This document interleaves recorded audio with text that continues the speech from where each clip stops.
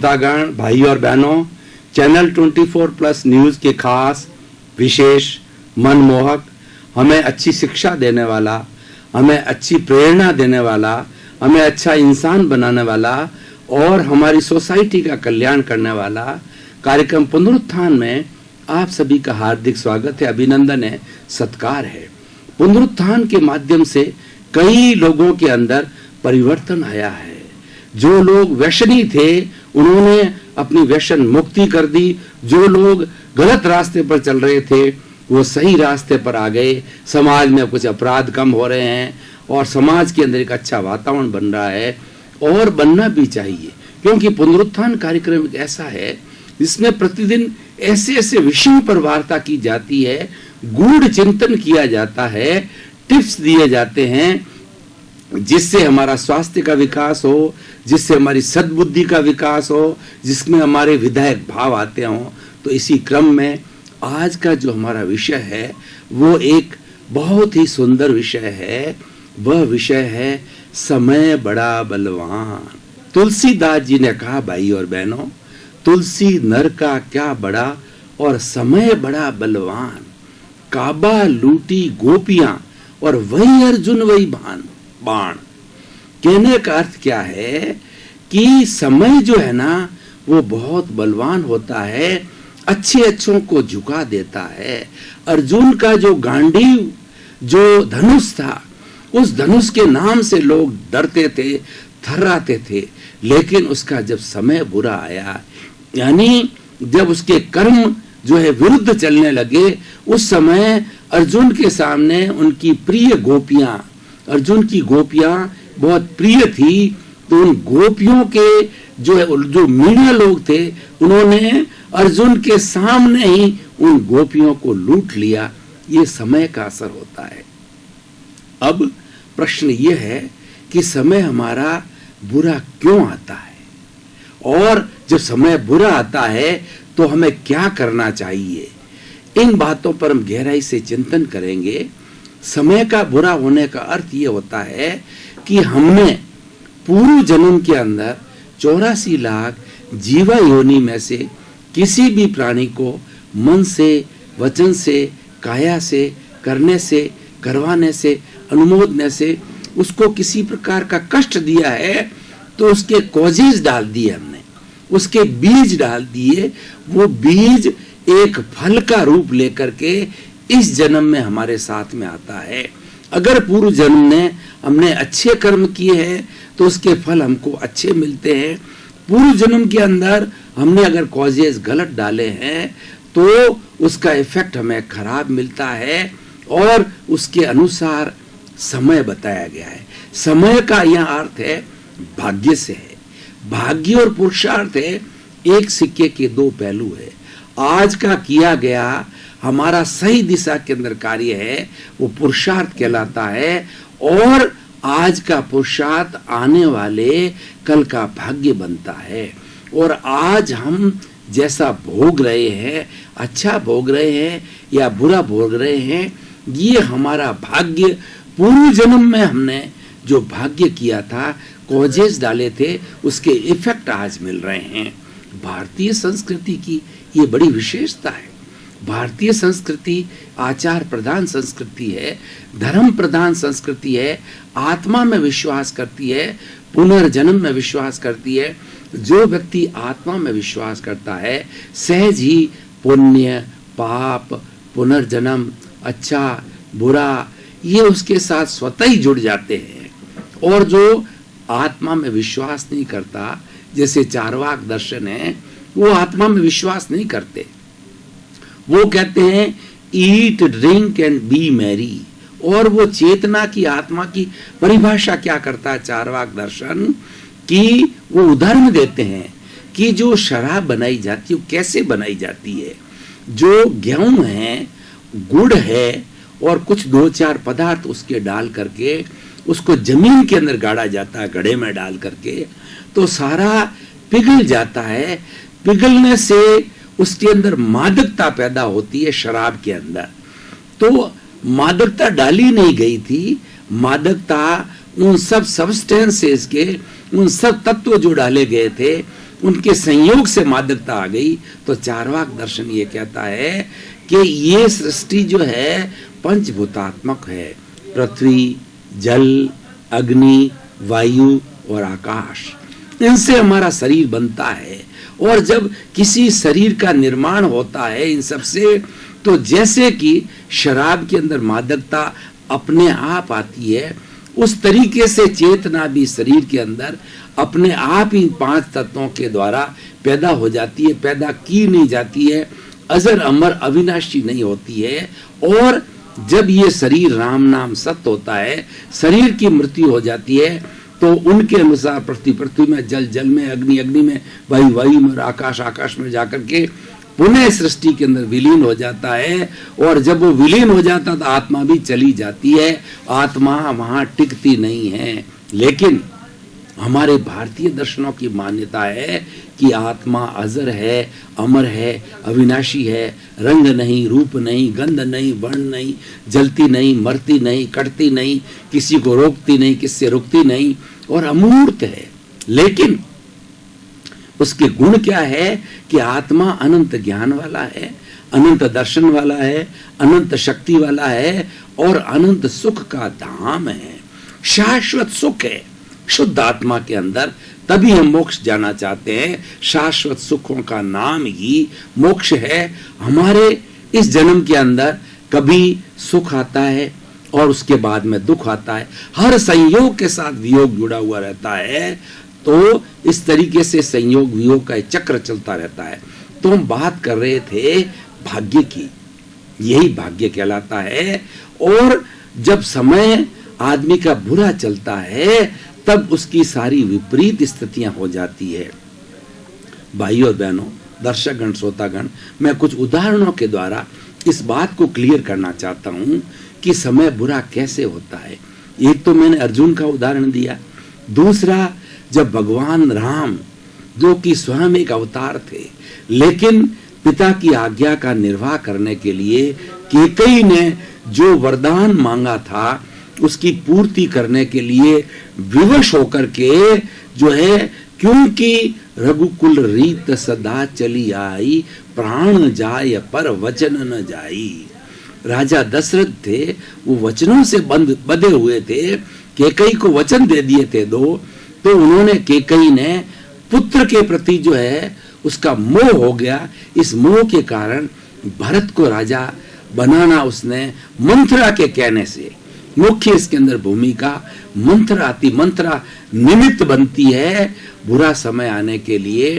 तो मंथरा के कहने के कारण कैकेयी ने दशरथ से वरदान मांगा, और क्योंकि वो राजा थे, वचनबद्ध थे, तो राजा राम को 14 वर्ष का वनवास उन्हें घोषणा करना पड़ा उनके आग्रह के लिए। लेकिन राम विनयवान थे, वो विनयशील थे, वो ईश्वर का अवतार थे, उन्होंने इसको सहर्ष स्वीकार किया और 14 साल का वनवास होगा।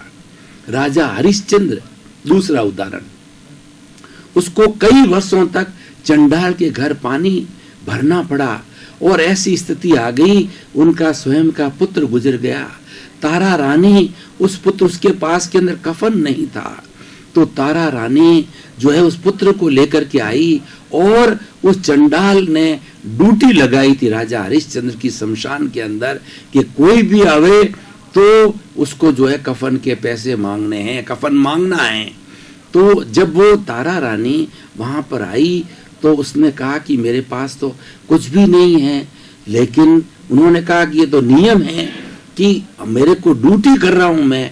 तो उन्होंने अपनी साड़ी फाड़ करके और जो उसको दे दी। तो इस तरीके से बंधुओं ऐसे ऐसे कष्ट सहने पड़े, ऐसे सैकड़ों उदाहरण हैं। मैं अभी थोड़े समय पहले एक पुस्तक लिख रहा हूँ, थोड़े समय से, कि भारत रत्नों का भारत को अवदान। उसके अंदर लगभग 45-46 भारत रत्न आजादी के बाद से अब तक दिए गए हैं।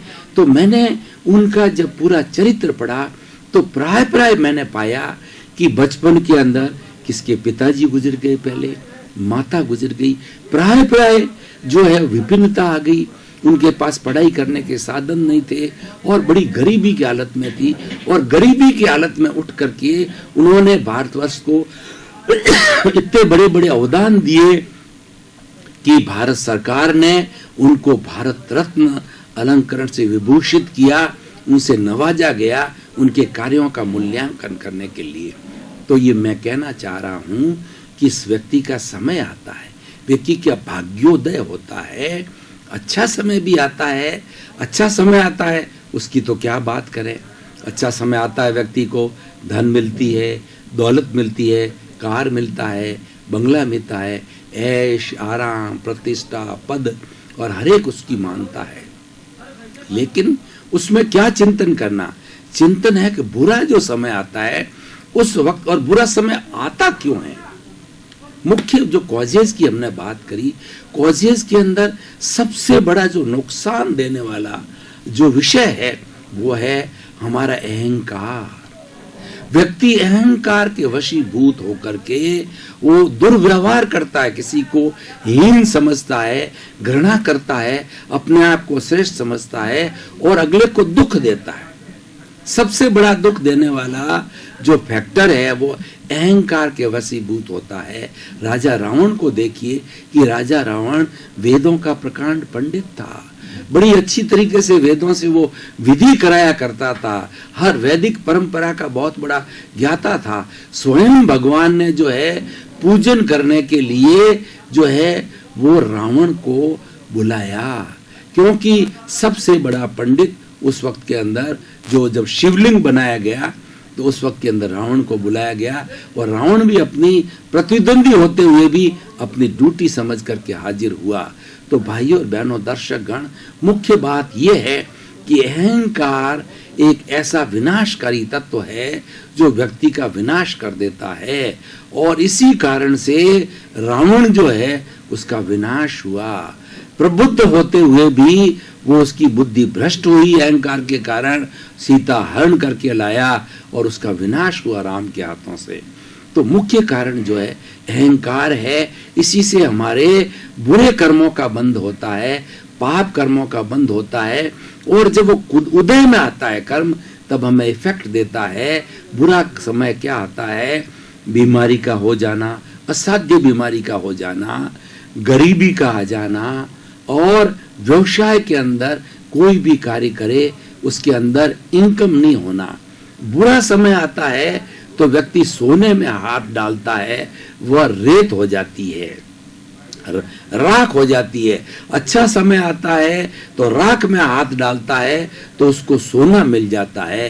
ये समय का प्रभाव है, समय का यह अर्थ भाग्य से है। इसीलिए समय बड़ा बलवान का मतलब क्या, भाग्य बड़ा बलवान होता है।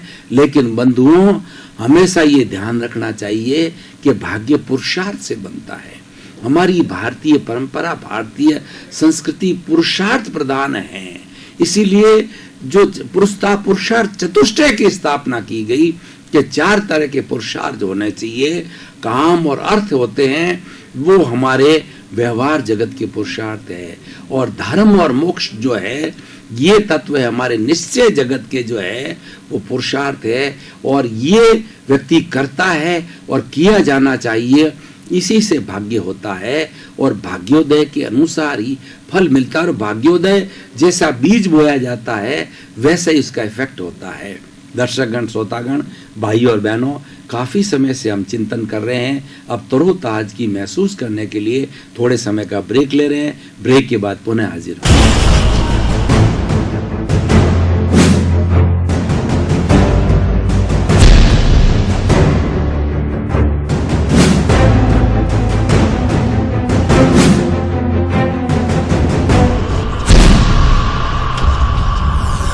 ब्रेक लिया, मानसिक रूप से, शारीरिक रूप से तरोताजगी महसूस कर रहे हैं। अभी हमारा जो निर्धारित विषय है उस विषय पर पुनः हम विवेचना प्रारंभ कर रहे हैं। अब देखिए, हमने इतनी चर्चा की, अब हम एक बात देखते हैं कि जब बुरा समय आता है तो व्यक्ति को क्या करना चाहिए। सबसे पहली बात तो यह है कि व्यक्ति को उस समय में शांत रहना चाहिए, क्रोध नहीं करना चाहिए। क्यों? अगर उस समय व्यक्ति क्रोध करता है स्थिति और बिगड़ सकती है, क्योंकि समय खराब है और उसने क्रोध किया, किसी से लड़ाई झगड़ा फिसाद मुकदमा और परेशानी में आ सकता है। और व्यक्ति ये मान ले कि मेरा समय खराब है, तो उसको धैर्य रखना चाहिए। धैर्य सबसे खराब समय के अंदर व्यक्ति को धैर्य रखना चाहिए, क्योंकि ये प्रकृति का नियम है कि हर संयोग के बाद में वियोग आता है, वियोग के बाद संयोग आता है, बुरा समय आता है, वह भी चला जाता है, उसको चिंतन करना चाहिए, यह भी चला जाएगा। अच्छा समय आता है, वह भी निकल जाता है, बुरा समय आता है तो वह भी निकलना चाहिए। सबसे बड़ा धैर्य। और दूसरा जो है वो शांत रहना। एक बहुत बड़ा कबीरदास जी ने दोहा कहा है कि दुख में सुमिरन सब करे और सुख में करे न कहोए, जो सुख में सुमिरन करे तो दुख काहे का होए। कितना बड़ा सटीक दोहा कहा गया है कि दुख के अंदर तो सभी परेशान होकर के ईश्वर की भक्ति करते हैं, लेकिन जो सुख के अंदर भगवान की भक्ति करते हैं, ईश्वर को याद रखते हैं, उनके कभी दुख आता ही नहीं है। इसका अर्थ क्या हुआ कि ईश्वर प्राणिधान, ईश्वर के अंदर श्रद्धा रखनी चाहिए। जो हमारा इष्ट है उसका मंत्र, उसका जाप, ध्यान और धार्मिक क्रिया, ये अनुष्ठान, ये उस वक्त के अंदर किया जाना चाहिए। ज्यादा से ज्यादा समय धार्मिक प्रवृत्ति के अंदर बिताना चाहिए। वो धार्मिक प्रवृत्ति जो है बुरे समय को अच्छे समय के अंदर बदल देती है और व्यक्ति के मन के अंदर शांति होती है। धैर्य रखना, दूसरा है कि दूसरा क्रोध नहीं करना, और तीसरा है ईश्वर के अंदर विश्वास रख करके ईश्वर की भक्ति करना। इन चीजों का ध्यान देने से हमारा समय अच्छा आ सकता है। आप राजनीति की बात करें तो देखिए कि इंदिरा गांधी कितनी बोल्ड प्रधानमंत्री थी, लेकिन इमरजेंसी लागू करने के बाद के अंदर उनकी स्थिति ऐसी बनी कि कड़े जो है वो हार हुई, उनकी करारी हार हुई, इमरजेंसी के कारण करारी हार हुई, और उस वक्त के अंदर सभी लोगों ने उसका साथ छोड़ दिया। इतनी बोल्ड लेडी, ऐसा कहा जाता है उस व्यक्ति के तो पत्थर तिर रहे हैं। इंदिरा गांधी के पत्थर तिरते थे। पत्थर तिरने का अर्थ यह है कि जो कहती थी वह होता था, और सभी लोग उसकी हाँ में हाँ मिलाते थे, उसको सपोर्ट करते थे, उसका समर्थन करते थे। हम ऐसे राजनीति के अंदर सैकड़ों उदाहरण देख सकते हैं। अटल बिहारी वाजपेयी की सरकार 1 वोट से गिरी, जयललिता की क्या स्थिति बनी। ऐसे बहुत से उदाहरण जो है हमारे इतिहास के अंदर, राजनीति के अंदर आते हैं। तो बंधुओं, हमें समय की अल्पता के अनुसार हम इस निष्कर्ष पर आते हैं कि व्यक्ति का समय बदलता रहता है, अच्छा भी आता है, बुरा भी आता है। इसीलिए व्यक्ति को पूरे जीवन भर निरंकारी रहना चाहिए। अहंकार एक बुरी बला है, अहंकार एक विष है, और अहंकार ऐसा दुश्मन है कि व्यक्ति का नाश करता है। व्यक्ति के अंदर अहंकार की भावना आते हुई उसी क्षण उसका ह्रास चालू होता है। तो चाहे आप ज्ञान के धनी हो जाएं, चाहे धनाढ्य हो जाएं, चाहे पंडित बन जाएं, चाहे बड़े पद वाले प्रधानमंत्री बन जावें, राष्ट्रपति बन जावें, तो फिर भी अहंकार कभी नहीं करना चाहिए, और simple living and high thinking के फॉर्मूले से जगत कल्याण करने के अंदर रखना चाहिए। आपके पास बहुत धन है तो उस धन का सदुपयोग लोगों के कष्टों को दूर करने में करना चाहिए, परोपकार के अंदर करना चाहिए। और जो लोग अभाव वाले हैं, जो शिक्षा नहीं ले पा रहे हैं, जो लूले लंगड़े, अपाहिज और शिक्षा का कष्ट भुगतने वाले, उनको सहयोग करनी चाहिए। उनकी दुआएं मिलती हैं, उनका आशीर्वाद मिलता है, और उसके आशीर्वाद से व्यक्ति की उन्नति होती है, तरक्की होती है। तो ये हमारा सद दिशा में किया गया पुरुषार्थ है, वो अच्छा समय में लाता है। जिस तरीके से बुरा कार्य करने से, अहंकार करने से, लोगों को कष्ट देने से बुरा समय आता है, क्योंकि बुरे कर्मों का बंधन होता है, पाप कर्मों का बंधन होता है, और किसी का सहयोग करने से, परोपकार करने से, किसी के दुख को दूर करने से, किसी के दुख को बांटने से जो है वह पुण्य अर्जित होता है। पुण्य अर्जित होने से अच्छा समय कहलाता है। तो भाइयों और बहनों, दर्शकगण, श्रोतागण, हमें ये चिंतन करना चाहिए कि हमें जो ये मनुष्य जन्म मिला है वो अति दुर्लभ है। इस सृष्टि पूरी 84 लाख जीवा योनि के सृष्टि में सबसे सर्वश्रेष्ठ प्राणी है वो मनुष्य है। वो सर्वश्रेष्ठ क्यों है कि इसकी पांचों इंद्रियां विकसित होती है और इसके पास में एक तंदुरुस्त दिमाग है। ऐसे लिए कहा गया है कि sound mind exist in A sound body. तो हमें अपनी बॉडी को साउंड रखने के लिए योग करना चाहिए, प्राकृतिक नियमों का पालन करना चाहिए, प्रकृति के करीब रहना चाहिए, और जो हमारी दिनचर्या है प्रकृति के अनुकूल रहनी चाहिए। हमारा भोजन ऋतु हित मित ऋतु होना चाहिए, प्रकृति के अनुकूल होना चाहिए। ऐसे हम अनुशासन में रहने से हमारा स्वास्थ्य अच्छा रहता है। जिसका स्वास्थ्य अच्छा रहता है उसका दिमाग अच्छा चलता है, और जिसका दिमाग अच्छा चलता है उसके विचार अच्छे होते हैं। इसलिए कहा गया है कि जैसा भाव वैसा विचार, जैसा विचार वैसा आचार, जैसा आचार वैसा व्यवहार, जैसा व्यवहार वैसा व्यक्तित्व। बंधुओं, ये सारी कड़ियां जुड़ी हुई है। एक साइकिल की चेन के अंदर कई कड़ियां होती है, वो सब कड़ियां जुड़ करके वो साइकिल के पहिए को घुमाती है। अगर एक कड़ी भी टूट जाए तो साइकिल चल नहीं सकती। इसी तरीके से मनुष्य का नहीं बल्कि 84 लाख जीवा योनियों का जो हमारा जीवन है वो परस्पर गरो जीवा नाम, परस्पर जो है हमें जीवों का सहयोग करना चाहिए। हमारा जीवन रिलेटिव है, हम एक दूसरे से जुड़े हुए हैं। ऐसा कहा जाता है एक परिंदा भी जब सृष्टि के अंदर पर मारता है तो पूरी सृष्टि जो है वह प्रभावित होती है, वह हिलती है, क्योंकि ये वाइब्रेशन का जगत है। जगत के अंदर वाइब्रेशन है, और जो लोग जिन्होंने विज्ञान को पढ़ा है वो sine theta, cos theta, sinusoidal waves वगैरह जो जानते हैं वो ये मानते हैं कि ये सारे जगत के अंदर जो काम होता है वो वेव्स के माध्यम से होता है। आज टीवी का आविष्कार, मोबाइल का आविष्कार, रेडियो का आविष्कार है, सब ये वेव्स से जुड़ा हुआ है और इसी से ही आविष्कार हुआ है। कहने का अर्थ पूरी सृष्टि रिलेटिव है। तो इस सृष्टि के अंदर हम जो 7 अरब की जनसंख्या के लोग हैं वो शांतिपूर्ण से अस्तित्व के साथ जीना चाहिए। तो आज का समय बड़ा बलवान विषय को ध्यान में रख करके मैं ये कहना चाहता हूँ पुरजोर के साथ में, जब व्यक्ति का समय अच्छा चले, यानी जब उसके पास में पद है, प्रतिष्ठा है, धन है, तो दूसरों का कष्ट निवारण के अंदर उसका उपयोग करे और उसका वह निरंकारी रहे। उसका लक्ष्य जो है लोक कल्याण होना चाहिए, परोपकार होना चाहिए। जो व्यक्ति दूसरों के आंसू पहुंचता है, ईश्वर उसकी आंखों के अंदर कभी आंसू नहीं आने देता है।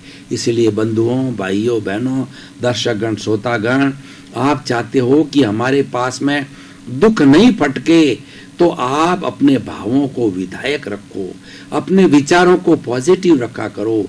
मैं दर्शन का विद्यार्थी हूँ, शिक्षक हूँ, प्रोफेसर हूँ। मैं जब कभी भी क्लास लेता हूँ तो मेरे स्टूडेंट को 3 बातें मुख्य रूप से सिद्धांत के रूप में बताता हूँ। Think positive, do positive, be positive. Think positive का अर्थ यह हुआ कि आप विधायक सोचो, दुख में से सुख निकालो। जो हमारी विधायक सोच है ये सबसे बड़ा महामंत्र है, ये सबसे बड़ा तंत्र है, ये सबसे बड़ा ताबीज है कि विधायक सोचने से जो हमारे अंदर शांति की प्राप्ति होती है, धैर्य मिलता है और हम अपने आप को संतुलित महसूस करने लगते हैं। उदाहरण के तौर पर कभी हम ड्राइविंग करते करते हमारे एक्सीडेंट हो जावे, हमें चिंतन करना चाहिए कि मुझे मामूली सी खरोच लगी, ऐसा भी संभव हो सकता था कि मेरे बहुत बड़ी कैजुअलिटी हो सकती थी, फ्रैक्चर हो सकता था। दर्शकगण, श्रोतागण, भाई और बहनों, आपके प्रति बहुत बहुत कृतज्ञता, आपको बहुत बहुत धन्यवाद, साधुवाद। प्रतिदिन आप उपस्थित होकर के पुनरुत्थान कार्यक्रम को देख करके इस कार्यक्रम को अजर अमर बना रहे हैं। इस कार्यक्रम का उद्देश्य है जगत कल्याण। सर्वे भवन्तु सुखिनः, सर्वे भवन्तु निरामया। सभी संसार के जीवों को सुख मिले, आनंद मिले, किसी को दुख न हो, कष्ट न हो। आप सभी के प्रति मंगल भावना, शुभकामना। आपका जीवन आनंदमय हो, प्रेममय हो, सुखमय हो, शांतिमय हो और आप सभी मोक्षगामी बने, शाश्वत सुख को प्राप्त करें।